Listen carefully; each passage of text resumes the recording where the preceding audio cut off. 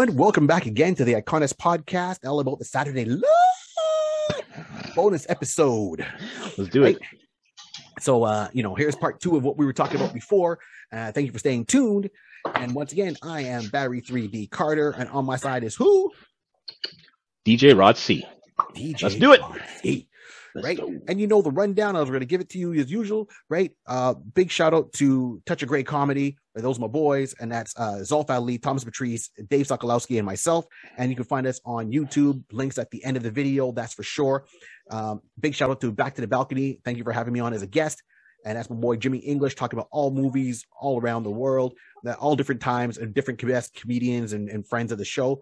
I was on there a couple of times, so looking forward to going back again. And please go and check out the show. There's more than one show you can support. You don't have to just be loyal to one, be loyal to all.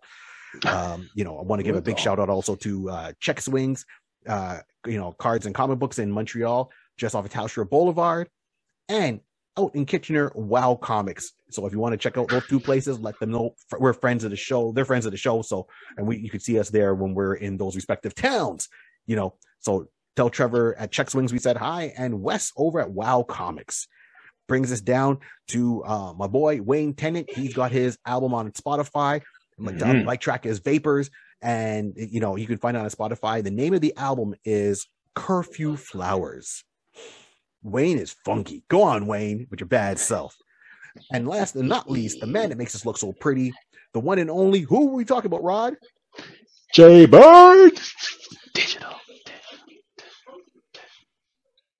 J Bird Digital Arts.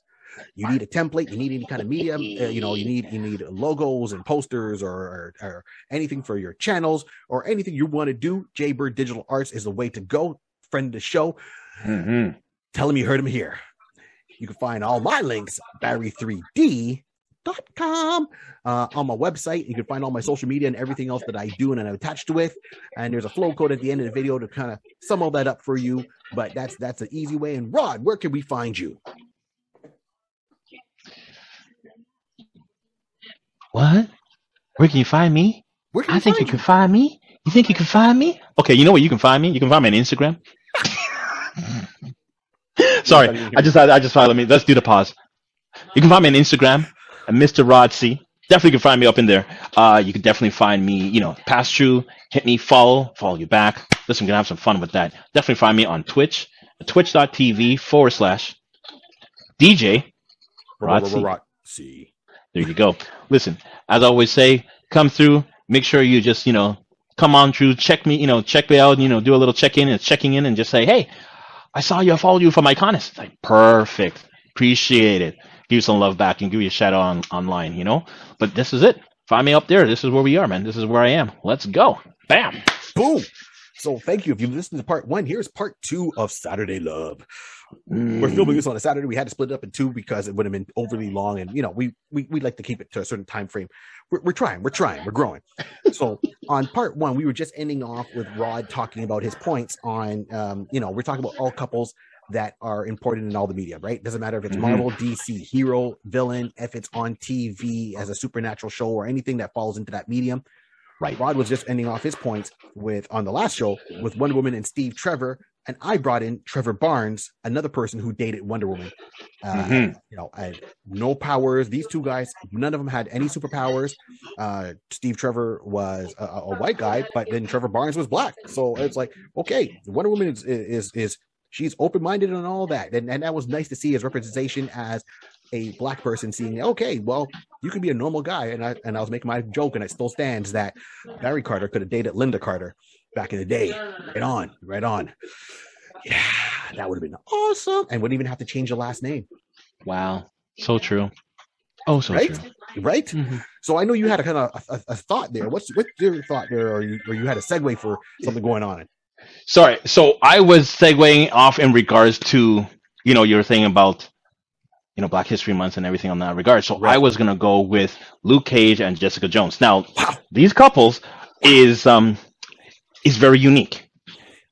And kind of like I say with the last one in regards to, you're having people with, the last one I was just talking about Steve Trevor and Wonder Woman, and in regards to the dynamics of the relationship is, it's not always, sunshine and roses and stuff like that. Luke Cage and Jessica Jones was a great connection in the sense that they basically were the ones that also uh, um, what's the word I'm trying to say? Lord, I'm just trying to say the right one. It's basically they complemented each other. Yes. Luke Cage was always both nearly hot-headed. But Luke is a little bit more hot-headed than the norm. Yeah. But then you got Jessica Jones. She's basically the detective in Hell's Kitchen, if I remember it correctly. In that Harlem, sorry, it was in Harlem, and in that area. But Luke Cage, they basically had the relationship was great. They had the ups and downs, like any relationship. But the great thing about it that they've always written them in that saying like, we're gonna work through this. You have your issues, you have your insecurities, people and stuff like that. Was great, and it was all sunshine. And then sometimes it's like you had their ups and downs, they had their highs and lows. Right. But what I liked about it is that it made those characters were very real. People can definitely read it and have some type of connection point to it to realize like, what? Yeah, my life I might be going great. And sometimes I don't have, good, something is up and down and up and down. And have to have characters that you can read and relate to was a beautiful thing. So I've always liked that connection with them because Luke was always he may be flamboyant, this is definitely after the, higher, higher for, oh my God, I'm Heroes for Hire. Heroes for Hire. I'm trying to go power, and I'm like thinking, why am I saying no? Not power. Heroes for Power. Thank you. Heroes for Hire. Sorry. Right. But from that time frame, after that, when you're connecting with Jessica Jones and everything was more settled and it was more realistic, they definitely wrote in a lot of realistic type of drama and realism into their relationship and let people know that things can, this is real, and we can actually talk about it and basically focus a light on scenarios that's happening in real life. So I've always liked it because of that. Cool. Yeah, I hear you. All right. And see, segueing into that. So you see how it's going to go, everyone. It's going to just one waterfall into another one. One power couple that I liked, and this is within Marvel. And you're talking about Jessica Jones and Luke Cage, and you're right. They dealt with the ups, the downs. They had to deal with long distance relationships. Luke Cage being hunted. Jessica Jones had to take her and her daughter over to Canada because of the Civil War. That was happening within the Marvel universe there in the States, and protecting herself and her child. Then Luke Cage being part of the Avengers or Secret Avengers. So, anyways, another power couple I think that did not get enough longevity. I wanted this couple to still be together up to now. I was hoping they would have done it in the MCU. Is Black Panther and Storm. Yep, I know. One of us was gonna hit those ones for sure. Absolutely. Like, this represents the Black excellence and Valentine's Day. He's Prince King, Storm or Aurora Monroe. She comes from royalty herself, right? And so she has that royal bloodline in herself. The two of them represented the best parts of that, that culture of and bringing that message worldwide. And not, I'm not trying to say, it's pro-Black, anti-white. It's just they were proud of who they were. They carried themselves a certain way. And this is something that we didn't see before. It was like, I know it's tainted now, but if you talk about the Cosby Show, Black people like the Cosby Show because we've never seen ourselves represented as a doctor and a lawyer on TV with a full functioning household as a sitcom. That was a first. So that's just like, oh, okay, wow. And followed by other ones like Fresh Prince and so forth that opened that door, different world. Right. I'm not getting into controversy with Bill Cosby. He's wrong. Bill was wrong. That's it. That's my stand on it. I mean, wrong on so many levels, but this is what I'm just talking about that show. So I know a little bit touchy, and if it is, I apologize for that. But what I'm trying to say is Black Panther and, T'Challa and Aurora, Storm from the X-Men. I thought that was a good merging. I liked the idea that Storm herself was a strong character. She came up in the streets. Her parents died, came up in the streets. She was homeless. She was getting by being like a pickpocket. She got recruited to the X-Men. She always had her pride about her. She learned to use her powers. So even before that, she was known as the goddess. She was living there in Africa, and she was helping people with her powers, making, anytime it was a drought, making it rain. They paid homage to her because they seen her as a goddess, because she really could initiate the thing that they needed the most. It was, oh, we're trying to grow crops. We can't. Oh, I'll make it rain. So that was, she was very noble in her efforts from even prior to that. They did a whole retcon showing that when, T'Challa was on a kind of, let's say, a vision quest when he was a young kid, he ran into Storm. Didn't even know, because this is prior X-Men and after her leaving the Shadow King and Xavier, way back as a little child. So she's living there. And they went and they saw that relationship kind of, start to mature. And they went their separate ways. Of course, life drew them. They had different responsibilities. And then for the two of them to get back and say, hey, we were each other's first loves, and we're together now. Let's go forward.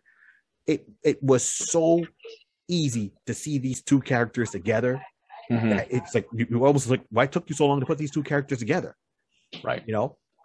And if there was a cartoon that came out years ago, direct to DVD, Avengers Next, or Next Avengers, right? Yes. Yep. Right. And this takes place in the future. So the Avengers are killed off. You got like the essence of Iron Man, like Tony Stark, and an artificial intelligence raising the Avengers kids. So in that storyline, you have Captain America got together with Black Widow. They had a kid. Right. And in one of them was the son of Black Panther and Storm, and he's being raised secretly with the rest of these Avengers, being trained to fight Ultron, because Ultron finally killed off all the Avengers, and they're trying to go and deal with that. I thought that was amazing that they actually went that far back then. And that's a storyline that just kind of fell to the wayside. I mean, they kind of broke them up and let them go their separate ways. I was like, why? If Wolverine can be on 7 different teams at the same time in 1 month, and, he's on X-Men books, his own individual book, teaming up with everybody, and he's all across New York, Storm could have been still married to T'Challa. He has embassies here in New York, you know what I mean? Going back and forth. That's he's got a supersonic jet. She's got a supersonic jet. They can get back and forth and jet set back and forth and deal with whoever where they need to. And it would have been nice. There was times where they teamed up, and there was times where they were doing their things together. I thought that was the power couple that should still have been together and let them have kids. I wanted Storm to have like kids and go through those storylines. Because when I saw a glimpse of that Next Avengers cartoon, I own it. I had bought the DVD. I thought that was so cool to see how their potential son could have been, or their potential daughter, but I mean, I'm saying son just because that's how they wrote that storyline. And I think that is a couple that was so easy to put together. I don't understand why they had to, end that run. He's a king, she's a queen. Perfect. Okay, let's go forward. Let's go, and that wedding in the book was huge. Everyone showed up at that wedding. Even heroes that didn't even get along with each other showed up at that wedding. And then you had other heroes saying, hey, you guys can fight any day you want. Not today. So you had other heroes keeping everyone else in check. The Incredible Hulk was there saying, don't, I know you guys don't get along. Not today. Silver Surfer showing up. Yeah. Not today. Okay. When you got that much power in one way, even the villains who would normally say, hey, they're all together, let's strike at the heroes and try to get rid of them in one blow. We're not going to go to Wakanda, which is a village that is a city that has never seen defeat by any enemy invading or trying to attack them. So let's forget that. Plus, you got everyone loving Black Panther and everyone loving Storm, even though mutants were seen a certain way. Okay, no, you guys, you do you. We know all the heroes are there. You know what? We're not even going to rob a bank. We're just going to sit here and watch the wedding on TV. Yeah. I want no trouble. That weekend? Nah, Dred. I'm not even trying. I want to get them upset to come catch me on Monday morning. Nah. Everybody's right. No one's working. Every villain. No working that weekend. Every hero was there in Wakanda. Meaning the rest of the world was fending for yourself, and every supervillain went, nope, not that weekend. Not gonna be me. They're gonna call each other. No, not today. Not today. Peter Parker was there as a photographer, right? Not as Spider-Man. He's there as a photographer. Not that. No, Hell's not Kitchen, today. Which is called Hell's Kitchen in New York. Nope, nothing was happening. Nope. Because can you picture? That villain would have turned around, robbed a bank on a Saturday, and the amount of heroes that would have showed up on Monday to tumble. This is what I'm saying. Monday, no. It would just be a polite knock at the door, open it up, and you would see 300 heroes saying, "You really tried to rob a bank and think we wouldn't find you?" And you would have heroes from different power levels, from Daredevil to the Silver Surfer, all outside his door, and that poor villain would be like, "Okay, look, you know what? I would take a couple of swings before I go down. Look, the money's there. Let me just walk myself." Can I get a jacket? I'm just gonna get a jacket and walk out with you. Don't worry about it. I'm not gonna make a run. I'm just gonna go to the closet here and just my jacket. All right. So where are we going? We're going to precinct 14. Oh yeah, I know Officer Phillip here. Yeah, he knows me. I'll be right there. Let's go. That's it. That's all. Yeah. No. So that to show you the power that was behind that one. There's a couple of big weddings in the Marvel universe. That was, of course, Spider-Man, MJ. But Black Panther and Storm. Yeah. Even Sue and Reed and Sue, but Black Panther and Storm. Yeah. Nobody. No. The world stopped the Marvel universe because of that. I don't know why they broke them up. That was a mistake. I think, bring them back together. I liked them when Christopher Priest was writing that run and he had those two together. The adventures they had. But and I mean that in a great, cool way. So I think it was just be too obvious. That's a power couple. That's a power couple. Power. And it's going to be like, although it's already hard to beat them individually. It's already you're breaking some good sweat. You're doing some good cardio to beat them individually. Yeah. Together? No. Yeah. I can unfortunately, it's one of those things. This to me would be like a repeat in the sense of early days of comics when you drawing and creating Superman. They made him to have, he's super, can do this, and after a while they realize he's too powerful. There's not much we can't even write a story for him, to him to have at least some type of kryptonite, but then that's it. That he can fly and save cats out of a tree. He's good on all standpoints. Yeah. We're gonna have to so that would be similar in the sense Storm and T'Challa. I'd be like saying this is like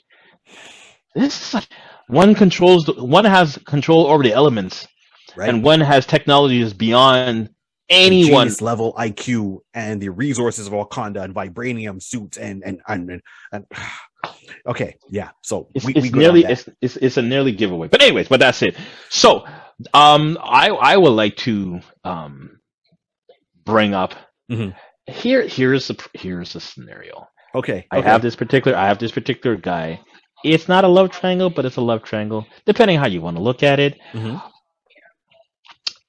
It's John Stewart. And now at this point, which way am I going?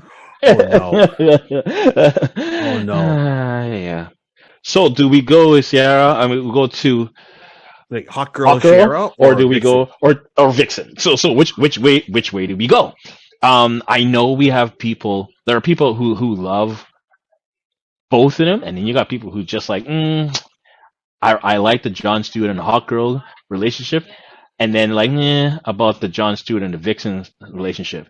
I like them both, and I know where you definitely see that type of dynamic in an animation, in Justice League animation. That's when you see that type of dynamic, and what I like about that, why I'm bringing John Stewart, is because you can see the relationship aspect of, although it's the same person, these two women do two different things to this guy. Yeah. He has two different type of emotional levels. When he's with a hot girl is one way, and when he's with Vixen, the name nearly speaks for itself, and that's how he is. And it's like, bro, I hear you. You're torn. You're torn hard. But then it's interesting. I know it's all love again, But it's, I mean, I just want to say that Okay. even if we touch for this for half a second, just to bring up John Stewart and Hot Girls, just in case someone might be thinking like, what about those? Okay, we're gonna bring it up. We're just gonna talk about it. We'll just segue off, whatever the case may be. But I like John. I like John Stewart. He has a type of he's a strong will, but he's stubborn. He's stubborn as a friggin' mule. Yes, he is. He's stubborn as a friggin' mule. Yeah. And it's sometimes you just see a good thing in front of you, but this is the problem. At what time in your life, what is good for you? Hot Girl is good for you, and Vixen is good for you. Of course, not at the same time, but it's like, but he's a stubborn mule. Okay. So I liked, and I'm one of these people. So I liked both of them. I liked him and Vixen. I liked him and Shiera, right? But then again, I had issues with him and Shiera, right? Now, no, the only reason, and I'll be very frank on that I had issues with Shiera, and we talked about this when we had our other show, years ago. I am like really a purist on the idea of Hawkman and Hawk Girl. I like John, I like Carter Hall and Shiera Hall when they're together. So John Stewart coming in there throws it off. I to me, that couple that will always stay there. I know they've separated them for years now, but I always liked Hawkman, Hawk Girl, or Hawkwoman, how you want to, Shiera Hall and Carter Hall. That's the couple I've always seen in my head. Now I know they split them up years ago. I know when they started doing the Justice League cartoon, they never brought in Carter Hall, and when they did bring in a version of him, it wasn't him when there was a Thanagarian invasion. Yes. And then they truly brought in Carter Hall in his classic outfit, like later on in Justice League Unlimited, right? Yep. And the Shadow Thief. And then you see how John Stewart was kind of retconned into their history as he's also reincarnated because he was a priest that she loved, way back in the past when they were in Egypt.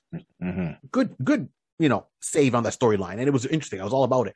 But I still like Hawkman and Hawk Girl. So, right? That's just because that's how I was introduced to that couple.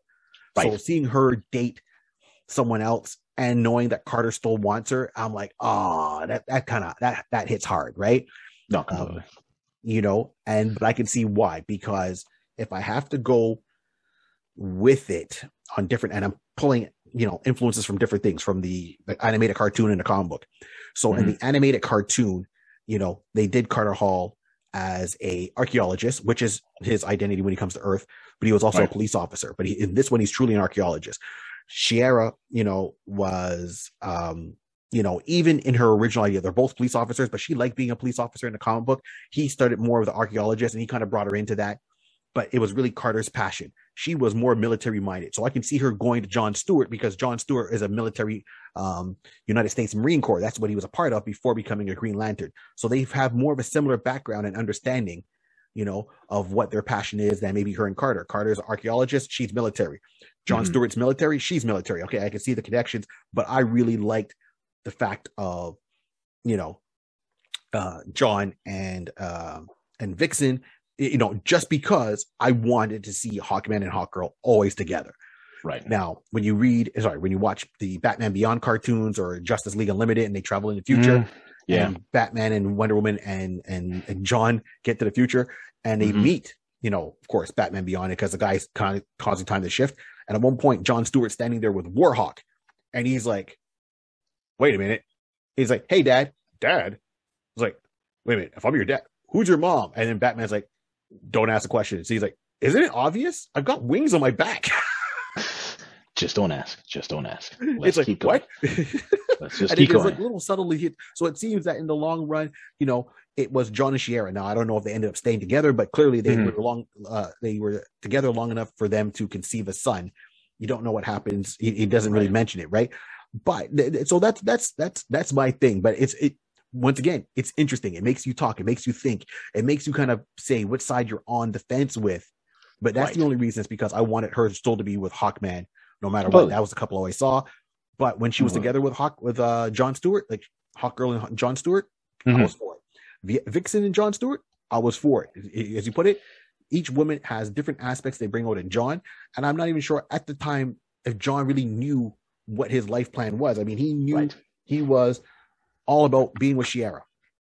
And that was fine until it was the episode where, the Thanagar invasion, that 3-part episode in Justice League. Then they voted her, and she left saying, well, I'm going to leave, before she gave them a chance to say if they're going to kick her out or keep her in the Justice League at the time.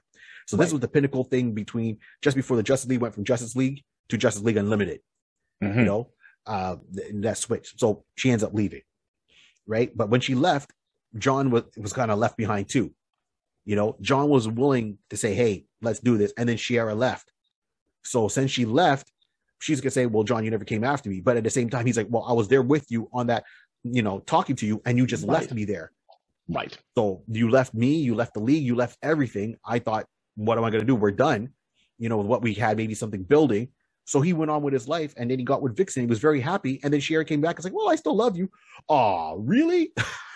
So that was real enough for me. I like that one. That was, I know people have different ones on their side of the fence and so forth, and that's fine. That's where I stand with that.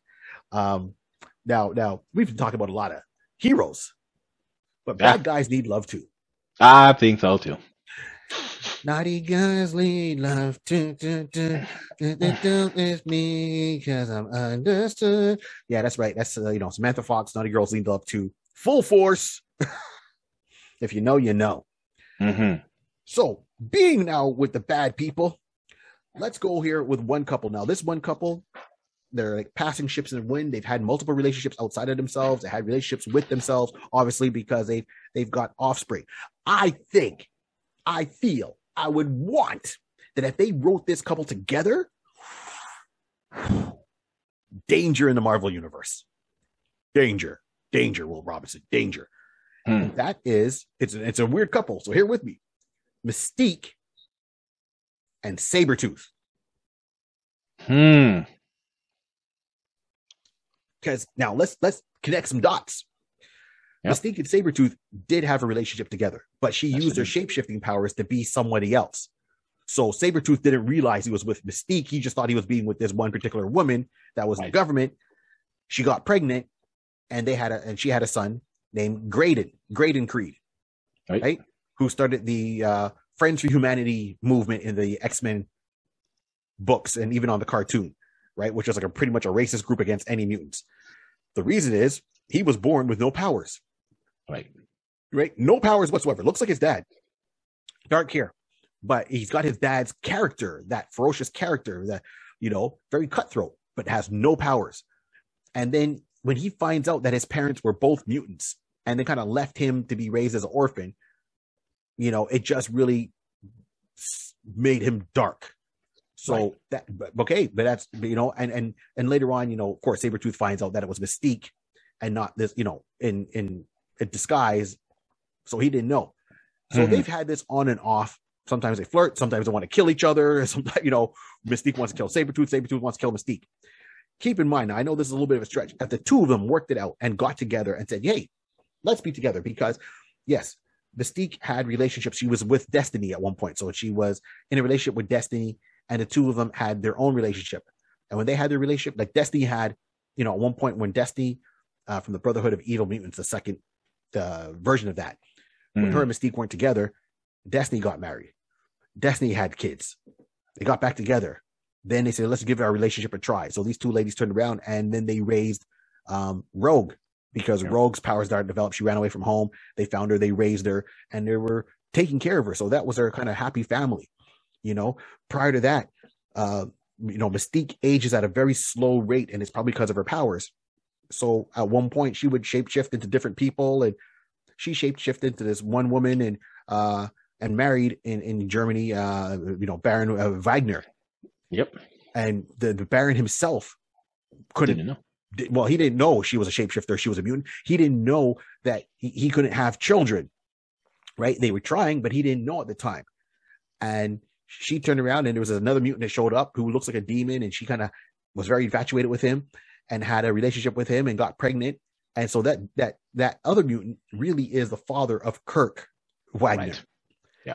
But then said, oh no, I'm pregnant with your child, Baron. Oh, okay, cool. Until she gave birth. And when she gave birth, that, Kirk came out blue, a little bit furry, with, you know, 3 fingers, you know, on each hand and 3 toes and a tail. So he was born exactly. He wasn't like he was human looking. And then when his mutant powers kicked in at the age of, you know, when he hit puberty, that his look changed. He was born. He was one of those few mutants that were born how he looked from day one. Right. You know, and then of course, when she gave birth, a strain of it caused her to lose concentration. So she reverted back to her blue skin self. So this is a very mismatched family. Can you picture if Mystique, and they've been, and at times they've been villains most of the times, and then there's times they've joined the X-Men as heroes, right? So can you picture Mystique and Sabretooth get on the same page, get that relationship going, and then somehow they form another kind of Black Ops X-Men team, and let's say Rogue will join because Rogue's got issues, you know, apparent issues, especially with with Mystique, and then they have Graydon at one point. They have to deal with Graydon, and of course Nightcrawler, because the only time they gave hint to Nightcrawler and Mystique being mother and son was during the storyline where Chris Claremont and John Bryant was working on it, leading up to Days of Future Past. Where Katie Pryde was in the future, and they kind of projected her mind in the past that stopped the assassination of Robert Kelly. And you know, when Kirk was fighting Mystique the first time, you know, she was in one disguise, and then she turned blue, and he's like, wait a minute. Your features, your true features, blue, the eyes, the skin. Are we related? And she made some comment, and it kind of distracted him, and she ran off. And it was like, oh, that was planting a seed from back then. So, and I, the closest they cover that is in the X-Men cartoon at one point. Yeah, you know. So I would love to see those two get back into a romantic relationship and say either we're both going to be good or we're both going to be bad, but we're going to do it together. Let's see what havoc we can go across. I mean, Sabretooth, I think they've downplayed him. He was the main assassin, you know, in the Marvel universe. He was supposed to be the top assassin, mercenary. He gets the job done. He's pretty much Wolverine with, you know, a lot more size and same training and stuff like that. So that's one where I say bring out the bad guys. All right. Listen, I was trying to go back and forth on someone, and we've kind of talked about this person just offline beforehand. And I don't know if you do. I'm sure you probably have this one. You have Zoriman and Titania. Yes. Like I said, I figure we would probably be crossing on this one. So listen, you know, Barry brought the point about talking about the villains, and the villain needs love too. Yeah, you know what? Right, they need love too. And who else that I can think on the aspect of couples that love each other wholeheartedly is very rare that you find any. I mean, saying not because of the villains, but like Crusher Keel and Titania, they love each other. And I love how one thing I like about the way they're written up is that it's like saying they're a team, you know, they're villains, they're doing their whatever the case may be. If one of them is getting themselves thrashed so badly, the other one's like, oh my god, my baby's not gonna leave whatever fight they're doing, run to the rescue of the other one. And it's like, oh, that's so sweet. That's so sweet. It is, though. It truly is. I'm not even making jokes about it. It truly is. It is. You know, and what I like is that it's been long going years relationship, right? So let's go back. Let's go back for half a second here. So we had the Maxi series, you know, Secret Wars, right? Secret Wars, everyone knows Secret Wars number 8, Spider-Man gets his black costume, which that costume eventually turns out to be Venom, and that leads into the whole thing. But during that time, right, it showed a couple of things. Like one, Spider-Man fighting the X-Men one-on-one and takes the X-Men out, you know, so he's able to do it. And that's like, you know, Colossus, Wolverine, Rogue, Xavier, Cyclops, they're all Storm, they're all there, and he and Nightcrawler, and he takes them all out as part of the storyline within that comic book. You know, Spider-Man getting his black costume, right, which leads into Venom. Okay, that's another point. But some of the other subtle points was one, Magneto and Wasp seemed to have a little bit of a fling during that series, right? Okay. And Magneto was still seen as a bad guy at that point, but anti-hero was kind of changing. But the main thing is Doctor Doom was working on, you know, boosting the numbers for the villains. And when the Battle World was put together, it was different places, different cities from all over the universe were put together by a Beyonder to form that world. And Denver, there's this town in Denver that got teleported over into that, the normal people. And you had these two friends, and one of them was Volcana, and the other one was Titania. Right. So Titania was like more of a bigger girl in whatever case be, but she just got tired of being pushed around all the time, and she wanted to have power and this is that. So, Dr. Doom's like, hey, I can give you this power with this experiment. It can cause you pain or whatever. So he created, Volcana and Titania. And Titania was like, oh yeah, I'm super strong. Who wants to fight me? And he gave her a costume, and she was the muscle. She was like ready to go. And just because of that, that's where that rivalry started with her and She-Hulk back in Secret Wars, right? Drawn by Mike Zeck. Okay. So then that's her first appearance that she meets Crusher Creel, because when she comes out, she's got the costume. It's all black. It's got the spikes on it. She's like, oh, who wants to fight me? Who wants to fight me? And Crusher is like, hey, just calm down, whatever case be. She's like, oh, you're afraid of fighting me? He goes, no, there's no reason for me to fight you. I'd rather do something else with you. And she's like, what? And they started flirting back and forth. And that's where that attraction started, from that far back up to now. They are still, and they got married, husband and wife. During a fight, if one's getting hurt, the other one will stop and go and not just one-sided. This is the beauty of it. It's not just if Absorbing Man's getting his butt kicked that Titania's gonna stop and jump in. Oh yeah. It's the same, because usually a lot of times, and that's where it's like Harley Quinn and Joker. If Harley Quinn's captured by Batman, Joker's like, so long. And that's a perfect segue. And you know what? They were in my mind to say as well, but their relationship is very. We know that relationship is very toxic, so it's not even really one-sided, right? Yeah. So Joker is very self-serving in that relationship. But what I'm saying here is, if Absorbing Man is getting his butt whooped, Titania is jumping in. If Titania is getting her butt whooped, Absorbing Man is jumping in. That is truly, even though they're villains, that is truly the basis of a relationship. One is there to help the other one when the other one is down. Correct. No, he doesn't. There's no cheating on each other. There's no bashing each other. There's no putting down. They're not. The only bad thing about them is they're villains. They're not toxic to each other. Exactly. And what I like about it is that the writers have clearly showing that although they're villains, yes, there are people can have true love connections, have true loving relationships, although they're on the wrong side of the law in that sense, but they can have that. And it's perfect. It's perfect in the sense that we see that. Yes. In it's written out. So you can understand and like, Clyde, oh, okay. Man. It literally is a Bonnie and Clyde kind of thing. It's like Natural Born Killers with Woody Harrelson and Julia Dreyfus. I mean, right? It's that kind of crazy in love, right? So that's who yeah, absolutely. That was on my list too, man. So you can't go wrong with some of that. Okay, and I mentioned him before, and I'm going to say this again. So you went to a love triangle. I'm going to go into a quick love triangle here, which is Spider-Man, MJ, and Black Cat. That's the love triangle I'm going with. Yeah. Right. Spider-Man and MJ, that one has been written so many times, and I have no problems with that. And I think the best, one of the storylines I enjoy with Spider-Man and MJ is it doesn't even happen in a Spider-Man book. It happens with Spider-Girl. So this takes place in the future, was the M2 universe, right? And they have a daughter named May, which was named after his Aunt May, right? So, you got Peter Parker, Mary Jane, and then they have May Parker, named after his aunt, and her nickname is Mayday. Right. Because she's, Mayday Parker, as they call her, because she'll get in trouble, but, she's always saving the day. And this is before her powers kick in.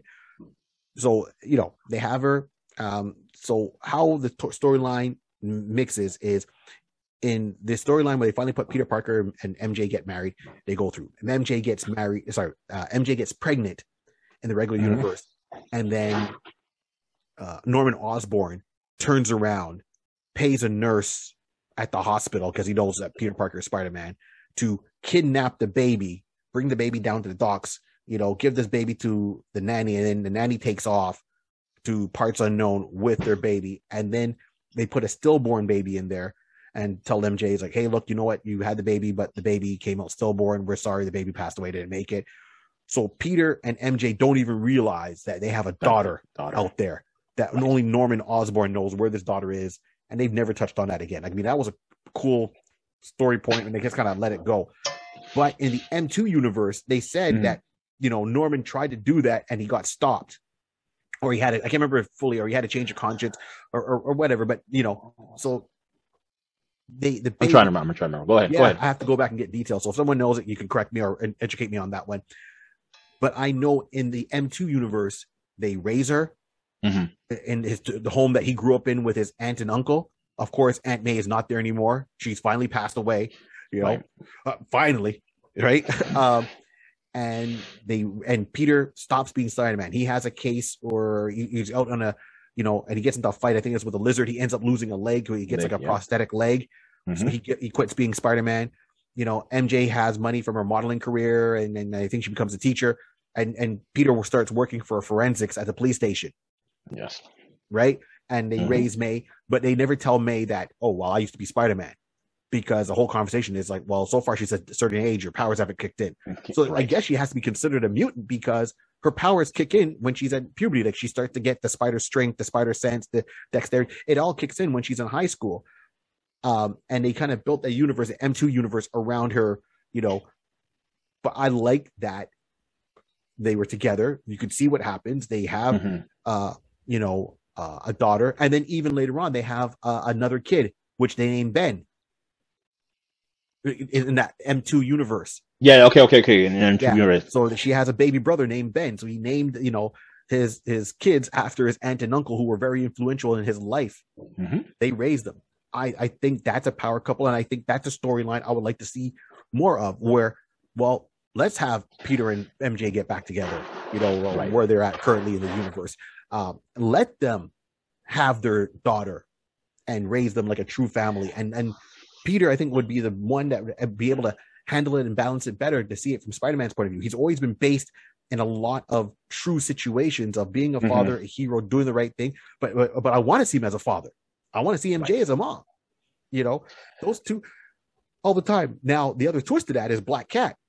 When he wasn't with MJ, Black Cat was all into Spider-Man. But that's the thing. She was into Spider-Man. Yep. Right? They drew at different times where she said, oh, don't always keep on your mask, keep the mystery, this, and that. So she liked the idea of Spider-Man, but she didn't know that Spider-Man was Peter Parker. Right. So it goes back to what we said in the episode before that, where Lois was in love in CW, in love with Clark Kent, but a lot of times the comic book, they wrote her in love with Superman, not knowing that was Clark Kent. That's the same thing they did with Black Cat. They drew Black Cat being drawn to being drawn to Spider-Man. Yeah. But not Peter Parker. And then when she finally got to realize it was Peter Parker, she was like, oh, you're kind of playing. Okay. And then she had to kind of learn to accept it, because she had to say, well, this is what he really looks like, but he's exciting because he's Spider-Man. Yeah. She almost had to kind of convince herself into that. But that's my point. I mean, I think I make my case for more Spider-Man and MJ than Black Cat, but no, but that's it. You know what? You're right. You bring those guys in is a good point, because that's a love triangle. And I always took, like, I've read a good amount of the Marvel Universe 2 with Mayday, and definitely agree. In my head, that was like a legit way of doing a what if. Yes. I took that as a legit way of doing a what if Mary J and Peter future stance. Peter's no longer Spider-Man. What is his life going to be? And I took that as a great opportunity that they were able to build on that and create that segue, and just basically had a run off of that. So I agree that would be perfect. Nowadays, again, the MC, the Universe 1, the main universe, it's gonna be a long time before they ever release Spider-Man to be like, now, in the sense that Miles Morales is there. Yes. We'll see how it's going to be in a couple of years, type of scenario. Right. But I will say that's the logistic I would love to see, that they would release it and just say, okay, let's go futuristic. He's a great character. He's a fan favorite. Right. Let's build off of that, and then basically pull that. You got source material right there. Pull that and build off of that. Yeah. To me, that'd be a perfect one. Right on, man. Do you have anyone else on your list so far? No, I think that's. I mean, we can go back to back, but I mean, I think right now, I think we're good. I think we've done you guys justice. Hopefully, we brought you guys some good knowledge and give you some good insights on our perspective on how these characters are, and what we like about these characters, these love couples, Right. and basically be able to just say, hey, the relationship aspect of it is so real, and you can see the reason why we're drawn to it, and hopefully you were drawn to the characters in the same way. Absolutely. I don't know if you got anything else. Do you have? I'm kind of good. You have anything else? You got one more? You got two. something? I'll do two. Okay, let's do it, man. Let's do it. Here we go. Let's do it. Okay, so the last two couples on my list is one that I think that stands the test of time. It's good. It's still seeing them in the cinematic universe too, right? On the DC side, and that is Aquaman and Mirror. Okay. Right, Prince Arthur, and literally he's King Arthur. So Aquaman and Mirror, they got together. They retconned a couple of times, but when she was introduced, her powers are a little bit different. We all know Aquaman. He's under, we've seen the origin movie with the movie. We've seen his origin story in the movie. It's pretty much reminiscent of what's in the comic book. Mira, she actually comes from a different dimension, came here, and this is why her powers are there and a little bit different. She can control water. She's a fighter because you find out she was supposed to be an assassin that comes over to deal with King Arthur, or I call him King Arthur, but Aquaman. But he's King Arthur. They come over and deal with Aquaman, and then she kind of gets into the culture. She gets into him, and they start dating. They get together, and then I love that even when he was with the Justice League, she was there supporting him. When he was doing the solar stuff, she was supporting him. She was there by his side. She wasn't just a damsel in distress. She was the one that saved him multiple times in his own original series. Got married. He got exiled multiple times. He gets exiled as being king because he gets overthrown. And he still kind of goes on and carries on. And there's a important storyline where she gets pregnant. They have a kid, Arthur Jr. And this is what shows the hatred of why he doesn't like Black Manta. Right? Black Manta is responsible for the death of his infant son, not inadvertently, totally on purpose. He kidnapped him. He puts him in the trap. He gets Aqualad in there. He uses his Arthur Jr. as bait, kills him, which was really dark for the time that this storyline came out. And then that death was the ending of his marriage at the time, because Mira blamed, Arthur for letting their son die. Right. He's like saying, look, it wasn't my fault. I did everything I could to do it. And they do different variations of it. If you watch the Justice League cartoon, you see that's the storyline where he loses his hand. He cuts his own hand off trying to save his son. Yep. And at that time he did save his son. Right. But that was a different storyline, how it played out in the books. But Mira turned around, and she was there with him for every step of the way until the death of their son. And it's true that, not to sound morbid, but it's times where a passing of an infant in a marriage does end that marriage. It puts a toll on the marriage. It changes people's, so they try to deal with it as best as they can. They threw each other into their own kind of work, doing what they had to do.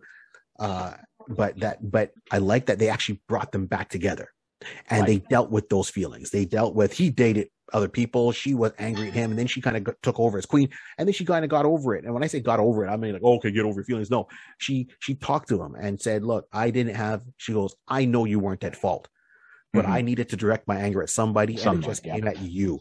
That is a very real way. I'm not saying it might be the right way, but it's a real way that it's happened before. So she directed all that anger and rage, disappointment, instead of saying, well, I didn't save him. You were there. You didn't save him. I'm going to direct my anger at you, even though it wasn't you. And this is why every time you see Black Manta and Aquaman get together, I think that is a lot more intense, way more intense than Batman and Joker, because, Barbara Gordon only got paralyzed. Right. And I'm not taking anything away from that. I'm just saying that, Black Manta killed an infant child to just put it to Arthur. He didn't kill Arthur. He didn't kill Aquaman. He killed his son. So, but I'm like the fact of how they wrote their relationship a little bit more. It was sometimes edgy. She was there. At times she had to, as I said, save him, but they brought them back together from what I'm seeing here. And I like it. And I want that to continue. I want that to be, let them try to have another child. Let them have the full, the whole thing about having these couples together is to have that legacy go on and raise those kids. Yeah. Right. And see the next generation of heroes or villains, or maybe they just don't do either one, but just still have that dynamic. It's nice to see, as myself being a father, seeing the heroes I grew up with and the villains turn around and having their own kids and seeing how they deal with it. It makes it more real. So that was that one. And then the last one I'll say is Invincible and Adam Eve. Yeah, Invincible. You know the cartoon Invincible? They had the book. Oh, okay. Yeah, yes. Okay, so I'm like, why does that sound right? Okay. Right. So I know the cartoon, it's only, like, just very beginning. I mean, only did one season of cartoon, but the full run of that comic book, 100 plus issues. I read it beginning to end with issue 0. And they've done a nice story arc with how they dated, how they stopped, how they got back together, how they had a family, how she got pregnant, how they had kids, and then how it ends off with a proper ending, with him, the family, all the results, well done with Robert Kirkman, how he did that. It just kept you so going. Similar to how Spider-Man could have been done if they would have written Spider-Man that way, because there was influences there for Invincible from Spider-Man. But that's there's way more, but that was the end of my list. All right. Well, that was a nice ending. Like, I'll definitely say Invincible and Eve. I'm here just pulling it up just for I'm like, right. Yeah. Because it's been like you said, the cartoon. I haven't got a chance to catch up on the comics when the show came out. I was trying to catch up on it at that time. Yeah. So I definitely do have the comic. I mean, do I have the cartoon? I'm up to date on the cartoon, but not the comic. Not the comics. So, the comics, but noting that the scene that is deeper, and I'm looking at them like thinking there's a lot of good stuff here. I'm like, okay, good. So definitely, it's good to know that they actually do connect, and there's something there with them. That's good. So I'm listening. People, see, I'm learning. We're all learning. I'm learning stuff too. This is good. This is good. So what we're here for. So I'm going to say, listen, it was this was a good run. I hope you guys were able to get some good information. Hope you guys enjoyed what we were talking about and, just got the vibe and how we're just like, listen, we're having fun and we're just talking about how these characters, what we like, how it affect us and, just our thoughts on it. So I hope, you guys got anything else. Like Barry said, if there's anything in there that we may have missed or, if you want to just, hey, we've seen this is like part 2. There's nothing stopping them from doing a part 3. Throw it in the comments below. Let's just talk about a couple that you like. We might have not have mentioned. Bam. Or if we mention someone and you have something like, say, yo, you remember about that. You can go deeper on it. You just let us know. There's a particular couple you want us to go deeper on. Let us know. Let's go. Awesome. Well, thank you everyone for tuning in once again to the iConis podcast. I am one of your hosts here, Barry 3D. Hey. And I'm DJ Rod C. That's me. This is the iConis podcast. Remember, spread the love. It's Black History Month. It's also the month where we have, the month of lovers. So we got a bit of both. Love everybody. Yeah. And on that note, remember, this whole world was started with a pencil, a piece of paper, and imagination. Keep on dreaming. And loving. Black History Month. Here we go. Come on, let's do it. How you doing? All's good. Have yourself a good one. Love, Sunday, Monday, Tuesday, Wednesday, Thursday, Friday, Saturday, love. When I think about you, my feelings let's go. Can't explain. Well.